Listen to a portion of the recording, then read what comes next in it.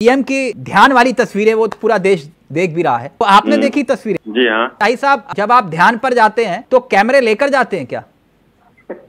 अब व्यक्ति का व्यक्तित्व कहता है कि कैमरे लेकर जाते हैं। कुछ लोग बैंकॉक जाते हैं तो कैमरे नहीं ले जाते हैं, गन्ने के खेत में जाते हैं तो ले जाते हैं कैमरे, गेहूं का खेत में जाते हैं, धान के कैमरों के साथ ध्यान लगाया जा सकता है वैसे? कैमरों के साथ ध्यान लगाया जा सकता है वैसे?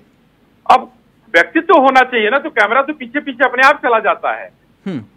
आपका व्यक्तित्व है, देखिए आपका कैमरा आपके सामने लगा है, आप कहीं फील्ड में जाएंगे तो कैमरामैन आपके साथ रहेगा, लेकिन कोई मंगरू राम जाएंगे तो नहीं रहेगा ना। तो प्रधानमंत्री जी का व्यक्तित्व है, ध्यान लगा रहे हैं, तो इसलिए कैमरा पहले चला जाता है। एकदम जाना चाहिए। जो तस्वीरें हैं उसमें आपको क्या लगता है कितने कैमरे इस्तेमाल किए गए होंगे? अब ये तो आप सूत्र आपके पास होते हैं, आपको ज्यादा अच्छा पता होगा। नहीं, रतन जी फोन करके मुझे बता रहे थे, कह रहे 9 कैमरे इस्तेमाल हुए हैं।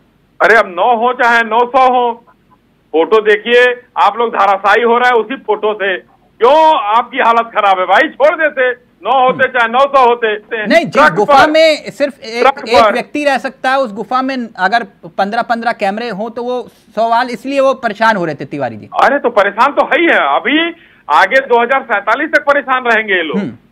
अब 2047 तक परेशान रहेंगे, चिंता मत कीजिए। अच्छा, तो चलते चलते बता दीजिए, आप ध्यान कर सकते हैं अगर आपके आगे पीछे कैमरे लगे हों? एकदम कर सकते हैं। ध्यान तो वो व्यक्ति करता है, कैमरा नहीं। आप वहां बैंड बाजा बजाइए तो ध्यान नहीं टूटता है लोगों का। ये मनीतियों का देश है। जनता वोट करती है इन तस्वीरों को देख के? बैंकॉक वालों को वोट करती है। आप सिर्फ आज बैंकॉक पे क्यों अटके हैं? मैं इसलिए बैंकॉक पे अटका हूं, मैं मुकाबला है ना बैंकॉक वर्सेज कन्याकुमारी, तो दोनों में हम देख रहे हैं ना कि आप कैमरा यहाँ ढूंढ रहे हैं और वहां बगैर कैमरे के जाते हैं, इसलिए वोट नहीं मिलता है। तो सूट सिला के बहुत लोग जो है, तो इससे मतलब वोट मिलेगा? अब वोट क्यों नहीं मिलेगा? हमको वोट मिला, हम जीत रहे हैं तो मतलब धर्म की राजनीति कर रहे हैं आपके मुताबिक? आप क्यों ना करें? तो आप धर्म की राजनीति करते हैं? नहीं, क्यों ना करें? मैं वो पूछ रहा हूं, धर्म की राजनीति करते हैं आप? हिंदुस्तान में अगर 2014 तक एक समाज मतलब जो अछूत था उसके लिए अगर हम लड़ाई लड़े तो क्यों ना करें? किसने कहा हम धार्मिक पूजा करने जा रहे हैं तो हम जो है धर्म की लड़ाई कर रहे हैं? नहीं, लड़ाई नहीं, आप धर्म, आप खुद कह रहे हो धर्म के नाम पर वोट मांग रहे हैं। सुनिए, राम जी नहीं, हम वहां से वोट का अपील किया है क्या किसने? ये तो आप कह रहे हैं। आप नहीं, आप ही तो कह रहे थे अभी सर। नहीं, आप मेरे सब मुंह में अपना शब्द मत डालिए सर। आप मेरे ऊपर डाल रहे हो कि मैंने शब्द डाल दिए? आपने कहा कि धर्म के नाम पर वोट मांग रहे, क्या दिक्कत है? तो बाबर की कब्र पर जवाहरलाल नेहरू गए, कोई दिक्कत नहीं देश को। इंदिरा जी गई, कोई दिक्कत नहीं है। इंदिरा जी ने तो कहा डिबेट में अब बाबर कहां से आ गया शाही जी? नहीं, जब वहां जाए तो कोई बाबर की बात कहां से आ गई? तो आपने कहा कि वो बाबर की मजार पर चले गए, तो जिन्ना की मजार पर कौन गया था? बाबर पे तो हम नहीं गए थे।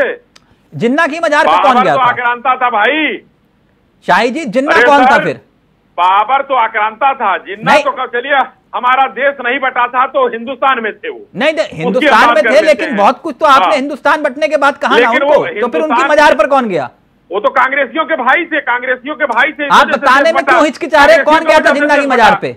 अरे गए, उन्होंने उसका प्रायश्चित भी किया, मनमोहन सिंह ने किया, राजीव गांधी ने किया। नहीं शाही जी, गर्मी है, क्यों अपना बीपी बढ़ा रहे हो? मैंने पूछा कौन गया? अरे कहाँ बीपी बढ़ रहा सर, बीपी नहीं बढ़ रहा है, हम लोग कूल है एकदम। नहीं कूल रही है, मैं तो पूछ रहा हूँ, आप नाम क्यों नहीं ले रहे? कौन गया था जिन्ना की मजार पे?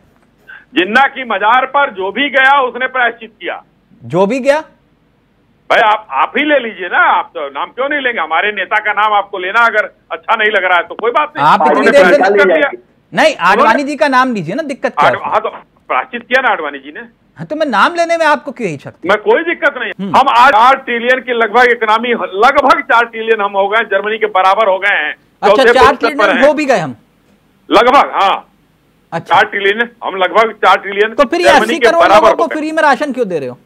अरे भाई, फिर हमारे पास, आपको ये नहीं पता है? नहीं, सुप्रीम कोर्ट का आदेश था मनमोहन सिंह जी को कि भाई राशन जो सड़ रहा है ये जनता में बांटिए। हाँ, फूड सिक्योरिटी बिल तो वही लेकर आए। एप्लीकेबल किसने, इम्प्लीमेंट किसने किया? उन्होंने किया। तो 80 करोड़ फ्री राशन देने की बात थी उसमें। जब हम 4 ट्रिलियन इकोनॉमी बन गए हैं तो फिर 80 करोड़ लोगों को राशन भी दे रहे हैं हम। आप रैपिड फायर खेल रहे हैं, तो मैं कह रहा हूं आपने फूड सिक्योरिटी कहा, वो लाए और किसानों की आय भी दुगनी हो गई एकदम है। आप देखिए लगभग हम एमएसपी दूनी तो आय दूनी होगी ही होगी, एमएसपी तो दूनी हुई है। 2022 में आय दुगनी हो चुकी है किसानों की। 100 का गेहूं हम 2200 में खरीद रहे हैं, तो डबल हुआ या नहीं हुआ? अच्छा डबल हो गया, ठीक है, ओके ओके ओके। आप